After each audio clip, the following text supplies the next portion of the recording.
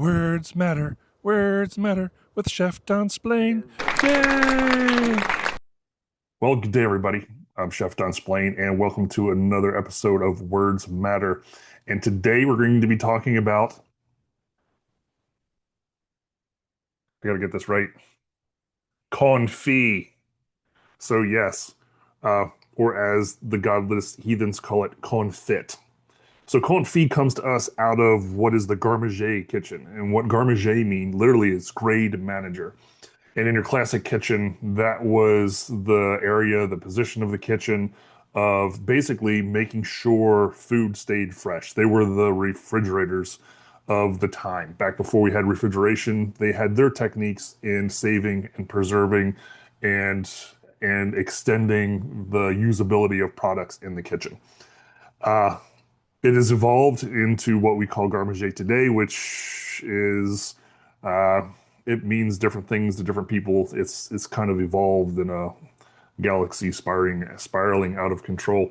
But typically, these were the people. And remember, we talked about bone broth, and we talked about making it into a gel. Uh, that was one of the techniques they would use to make that gel and to like coat things in it to create a barrier for microbes. Uh, the issue is, of course, you're creating a high protein environment, which is a petri dish. So it can have negative effects. But back to the word confit. It has a definition. And it drives me crazy when I look at menus and I'll see, somewhere written on there, tomato confit or some other vegetable confit. And technically, by definition, it's a preservation method where the fat of what is being preserved is used in its preservation. And the most common is duck confit. And I will tell you, we had the founders open, we made duck confit. I originally bought a tub of duck fat to start the process. But after the first rendering, I continuously had enough duck fat that I never needed to buy any more duck fat. And it would get to the point where we had so much duck fat, I would make French fries in duck fat, which is absolutely sublime. But so typically what would happen is you would slowly poach, you would braise.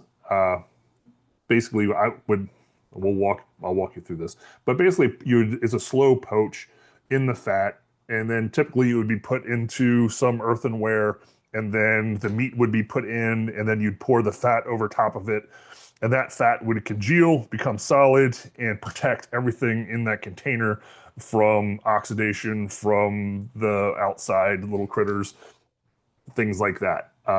When I say little critters, I'm talking microscopic. I'm not talking about like mice. I'm talking about things you can't see. So that is the origin of confit, preserved in its own fat. So when I see tomato confit, I know they're not extracting all the tomato from the fat in order to make tomato confit. What they're doing is they're poaching it, probably in olive oil, because they don't want to put on their menu tomato poached in oil. They want to put confit, and that's not what it is. So my recipe for duck confit typically is going to be legs. Uh, I'll put my duck in a quick cure. So basically, I'll make it's salt, it's sugar. I love to put juniper, fresh thyme, uh, and I'll take garlic and I'll shave it very thin and I'll put it over top of the meat side, not the skin side. And I'll make my cure and I'll let it cure for 24 hours. After that, I bring it out, I rub all the cure off, try to get it as clean as possible, and what I'll do is I'll sear it. So by searing it, I'm not trying to lock in any kind of fresh or juices or anything like that. It's 100% taste and flavor. So by getting that Maillard browning on it, it's going to make it taste so much richer in its final presentation. So after you sear off both sides, you get a good amount of color on your duck, and then it's a matter of adding the fat. Now, if you're in a large restaurant, uh, or in basically it can just be any restaurant, but what happens is you're still dealing with moisture, and you don't want to boil it. You want to poach it, and so. Uh, what you want to make sure is that you whatever you're going to be poaching it in, I will often put a rack on the bottom just to keep the product out of whatever might sink. And what I mean by might sink is you have to understand, with water and fat, your water sinks. So if you're confit 100 duck legs, you may end up with this much broth in the bottom uh, of the pot. And at that point, you're kind of boiling it. You're not exposing it to the fat. And then once the meat is basically fall off the bone tender, at that point I'll take it out, and it's you have to handle it, and there's a whole way of searing it and getting it ready. But that's your that's my way of making the duck confit.